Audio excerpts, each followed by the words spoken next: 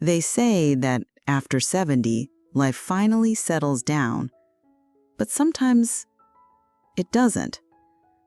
Sometimes it shifts, quietly, unexpectedly, and we find ourselves standing in unfamiliar terrain, unsure what it means, but knowing it means something.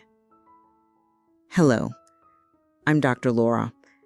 As a clinical psychiatrist and integrated dietitian, I've spent my life listening to stories, real stories, from people who have lived, loved, lost, and then, surprisingly, discovered a new chapter. And that's what today is about. We're exploring how unexpected turns can lead to profound growth, wisdom, and even joy.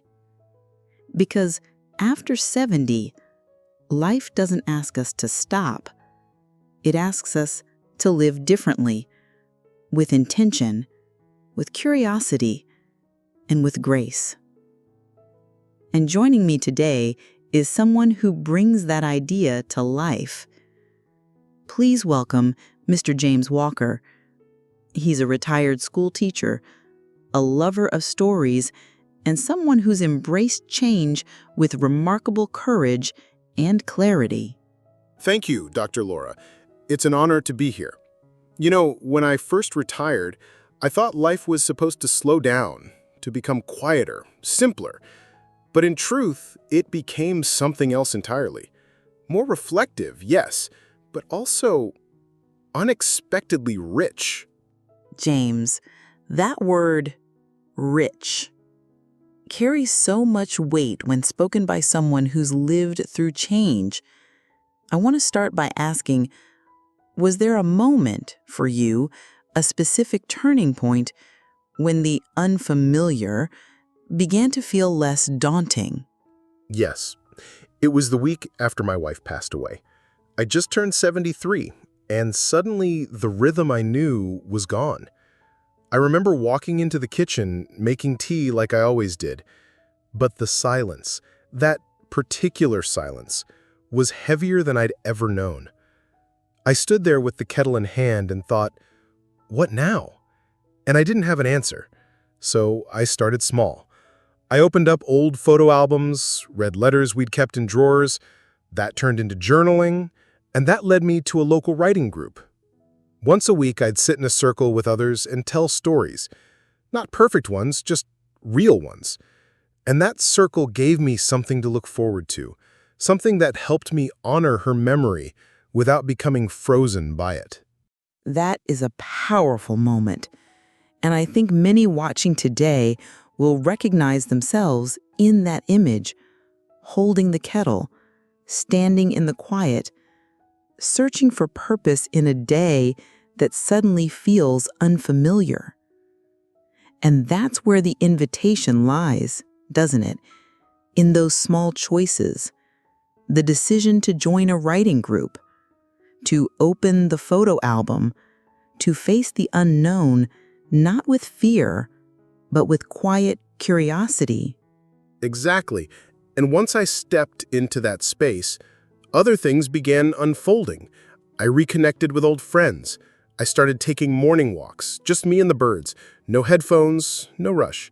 Some days I'd walk past a neighbor and strike up a conversation that led to a cup of coffee. It's amazing how many doors open once you're willing to take one step outside your routine. It truly is, and that's what today's conversation is meant to affirm, that our later years are not an end. They're a shift, a reshaping, and sometimes the paths we didn't plan lead to the deepest forms of connection and self-discovery. James, thank you for sharing the beginning of your journey with us. And thank you truly for reminding us that embracing the unknown is not just possible, it's incredibly meaningful. James, what I admire in your reflections is that quiet bravery, the kind most people overlook. You didn't fight change with resistance. You let it unfold. And in that unfolding, you discovered something deeply human, the joy of rediscovery. So many individuals after 70 find themselves returning to forgotten corners of their personality, a love for painting, gardening, storytelling, music, passions once tucked away, now rising gently to the surface. It's true. I didn't set out to reinvent myself. I just followed what felt real in the moment. I began writing not to impress anyone, but to remember. And the act of remembering made me feel more alive than I had in years. From there, I started cooking again, trying out recipes my wife once loved.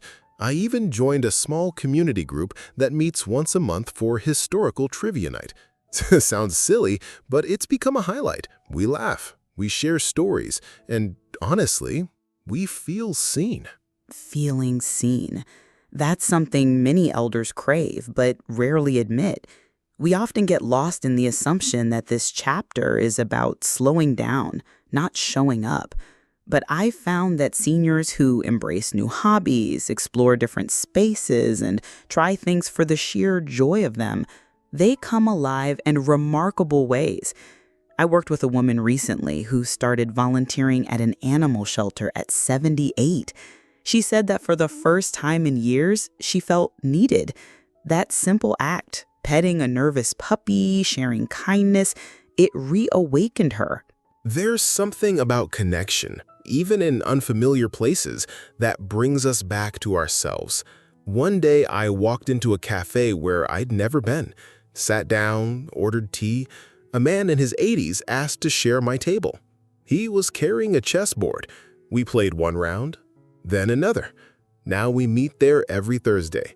I didn't expect companionship, but the unknown brought it in such a gentle, unforced way. And perhaps that's the point. When we open our hearts to the unknown, it begins to offer gifts, connection, creativity, even resilience. Not long ago, I met a gentleman recovering from a stroke. He said he'd lost feeling in part of his right hand, and with it, his ability to play the piano. But instead of giving up, he started composing music in his mind. He shared his melodies with a local college student who brought them to life. The collaboration between generations became something beautiful neither expected. That's exactly what this chapter can be. Intertwining stories, cross-generational moments, small acts of trust and courage. I don't want to look back at my life and only see what ended. I want to see what began again. And you are living proof of that. For anyone watching who's feeling uncertain, overwhelmed, or quietly afraid, just know that there's space for you too. In a walk down a new street, in a conversation at a local library, in a memory waiting to be shared. Change doesn't always announce itself. Sometimes it simply arrives. And it's our openness, not our age, that decides what it becomes. James, hearing these stories, yours and the ones you've encountered, reminds us that change doesn't mean loss. It can mean evolution, a soft unfolding, a return to parts of ourselves we thought were finished. And sometimes what begins as discomfort becomes the very thing that teaches us how strong we really are. Absolutely. I think the most surprising lesson I've learned is that growth isn't about becoming someone new, it's about reclaiming pieces of who we've always been. I may be older now, but I feel more centered, more connected, more at peace than I ever did at 40. There's a quiet kind of strength that comes from surviving loss, adjusting to change, and learning how to smile again, even when the path isn't clear. And that strength, it's not just personal. It becomes collective. When we share it, others feel less alone. When we embrace our stories, others begin to see their own with softer eyes. I once worked with a woman named Eleanor, who at 81 started hosting a weekly wisdom circle on her porch. No formal agenda, just neighbors gathering to talk about life, sip tea, reflect together. She said, I don't have all the answers, but I've lived through enough to ask good questions. That kind of leadership is deeply inspiring. It really is. And I think we all have something like that inside us. We may not host circles or write books, but we can reach out. We can listen. We can say, I've been there, and make someone else feel held. Even after major health changes, I had heart surgery last year, which threw me for a loop. I realized I didn't want to retreat. I started stretching each morning, slowly, and then joined a light yoga class for seniors. And now, that room is one of my favorite places. It's full of people learning, wobbling, laughing. It's real life, and I wouldn't trade it for anything. There's so much beauty in the way you've continued living fully. And that's what I want our viewers to take with them today. Not the pressure to transform, but the permission to evolve, to adapt gently, to be kind to themselves, and to say yes to what feels meaningful in the moment. Whether it's a walk, a phone call, a new recipe, or a quiet minute alone, each choice matters. And each one shapes this chapter into something uniquely yours. If I could pass on one thing, it's this. Don't be afraid to begin again. Even now. Especially now. Life after 70 isn't about settling, it's about opening. And sometimes the doors we never expected lead us into rooms filled with light. Thank you, James, for your honesty, your heart, and your courage. You've shown us that the unknown is not something to fear. It's something to meet with grace. And in doing so, we might just find parts of ourselves that were waiting patiently to be rediscovered. To everyone watching, thank you for being here. I hope today's conversation offers comfort, reflection, and perhaps a spark of courage. If it resonated with you, feel free to share your own experiences in the comments. We'd love to hear how you've embraced your own unexpected turns. Until next time, remember, the journey isn't over. It's simply changing shape. And sometimes, change is the most beautiful gift of all. You know, Dr. Laura, there was a day, maybe 6 months ago, when I truly felt at peace with the unknown. I was sitting in my backyard, pruning a rose bush. It was quiet. Birds were somewhere overhead, but I didn't hear them. I just felt present, fully there. I looked at the blooms, some newly opened, others fading, and I realized that life is like this garden. There's growth, decay, and in between. And yet, it's beautiful. I didn't need anything more. That moment was enough. That's one of the most powerful things I've ever heard. And it's so true. Acceptance doesn't mean giving up. It means choosing to be with life exactly as it is, not rushing to fix or change, but sitting beside it with tenderness. What I hear in your story is the kind of grace that others often search for. But maybe it doesn't require searching. Maybe it's cultivated through living honestly, through pruning our experiences, letting go, tending to what matters. I think about my grandchildren often when I reflect like this. Not just what I want to leave behind, but how I want to be remembered. I don't want it to be for what I had or didn't have. I want it to be for how I loved, for how I showed up, even when things were uncertain. That's the legacy I care about. Quiet, but deep. And you're modeling that with every word you've shared. The truth is, aging isn't about decline. It's about refinement, about becoming distilled versions of ourselves, stronger, softer, wiser. And when we speak from that place, others listen differently. I truly believe that every person watching this has a story like yours, just waiting to be told. If I could tell them anything, I'd say this: don't shy away from your own changes. Don't let unfamiliarity scare you.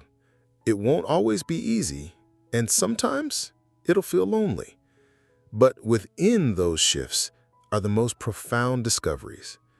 I've lived through grief, through joy, through reinvention. And at 74, I've never felt more authentic, James, thank you for your vulnerability, your courage, your presence. You've given voice to what so many feel but don't know how to express. To our viewers, wherever you are in your own journey, I hope today's conversation reminds you that the unknown isn't something to avoid, it's something to honor. You are still growing, you are still becoming, you are still whole. So take that walk, share that story, reach out, begin again. Until next time, I'm Dr. Laura, and I'm honored to walk this path beside you. Leaf. If something today sparked a feeling in you, if a memory rose quietly or a possibility began to shimmer in the distance, don't let it drift away. Hold it gently, sit with it, and when you're ready, walk with it. Let it guide you.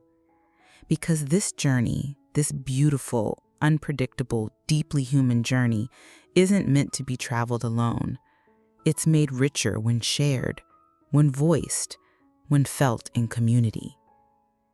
Here, we explore what it means to age with purpose, to live through paradox, and to rediscover joy in life's quiet corners.